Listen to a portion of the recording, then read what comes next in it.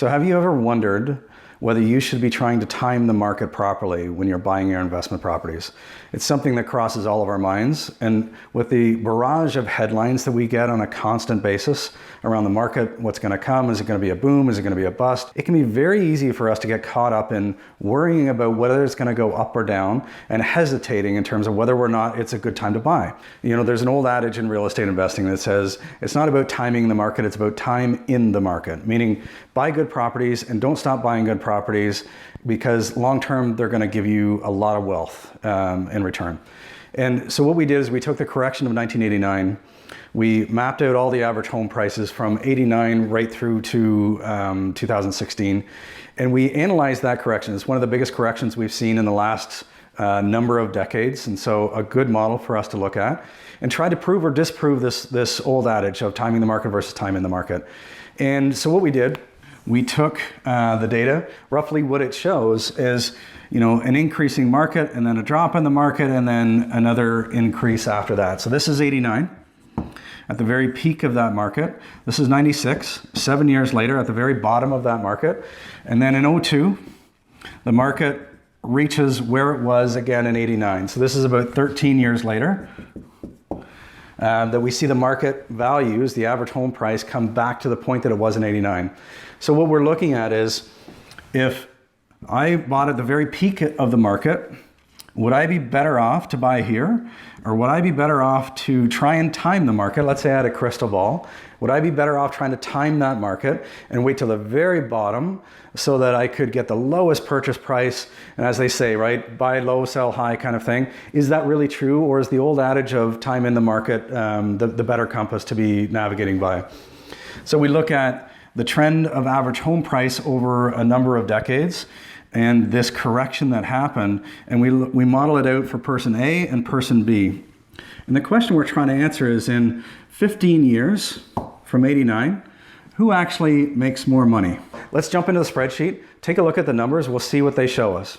In this column, we have the market values mapped right from 1980 through to 2016.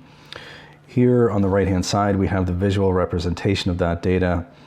And again, we're looking at scenario A, purchasing in 1989 at that peak, versus scenario B, purchasing in 1996 at this low point, and who makes more money after 15 years from 1989.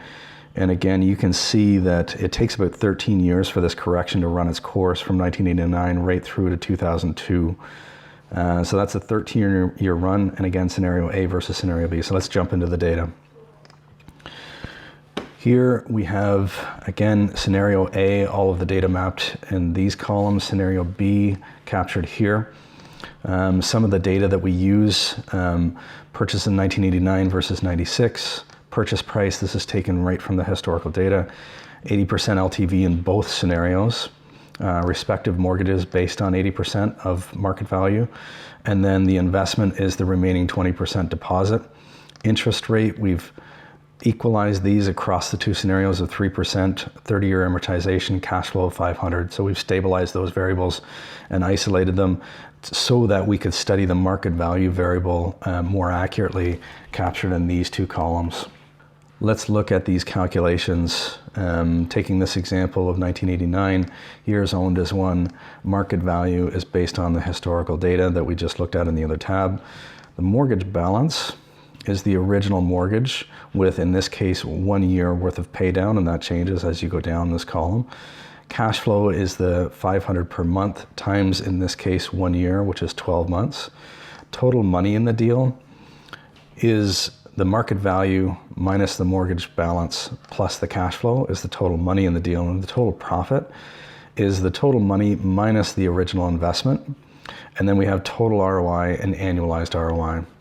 So let's look, if we fast forward again for down to 2003 from 1989, and let's look at who makes more money across scenario A or scenario B. So total profit in the deal at 2003 for scenario A is 195,000 versus 173 in scenario B. And that trend continues on. In 2008, 367,000 for scenario A and 329 for scenario B. In 2013, 567,000 versus 510 for scenario B. So you can see pretty clearly that scenario A is making more money, and the old adage holds true. Time in the market is more valuable than trying to time the market. Now we've looked at the spreadsheet and we see that the person who buys at the very peak of the market makes more money actually. Which is a pretty important point for us. Again, it's easy to get distracted by market speculation and what's coming and is it going up, is it going down? And what we want to do as investors is be strategic and see through the noise that comes, the constant barrage of noise that we get from the media, and see through that and say, do I really need to worry about these corrections? Or should I focus on the fundamentals of buying in a good market, making it a good product, either through buying a well-renovated product or forced appreciation, either one, but a good competitive market that's close to transit, close to good schools, and the cash flows. If you worry about it, the other pitfall is that there is no crystal ball. And so while the market's going down, you're wondering if it's going to hit the bottom. While it starts to go up, you're wondering if it's actually going to dip down again. And what can happen is you can lose 7 to 10 years waiting for this market. It's not till it starts to steadily go up that you start to say, oh, I guess it's going up now and I should start buying again. But in the meantime, you've lost 7 to 10 years of making money on these properties that you've purchased. And that is a significant loss because we only have so many decades to invest. And so losing 7 to 10 years is not trivial.